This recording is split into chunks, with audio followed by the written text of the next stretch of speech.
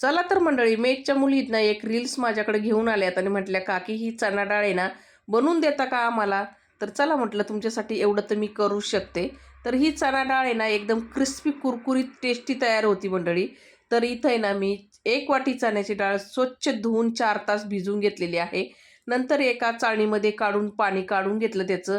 कॉटनच्या कपड्यावरती टाकून आहे ना मस्त अशी पुसून घेतली. पाण्याचा अंश ठेवायचा नाहीये. आता कढईमध्ये तेल गरम करून त्याच्यामध्ये ही चणा डाळ टाकून मस्त क्रिस्पी कुरकुरीत होईपर्यंत फ्राय करून घेतली.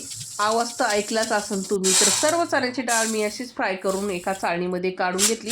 म्हणजे एक्स्ट्राचं जे तेल आहे ते निघून जातं. आता एक चटपटीत मसाला तयार करूया. 1 चमचा काश्मीरी मिरची पावडर, 1 चमचा चाट मसाला, अर्धा चमचा आमचूर पावडर आणि 1 चमचा काळं मीठ टाकलेलं आहे. मिक्स करून डाळीवरती टाकून असं मिक्स करून घेतलं परत एकदा.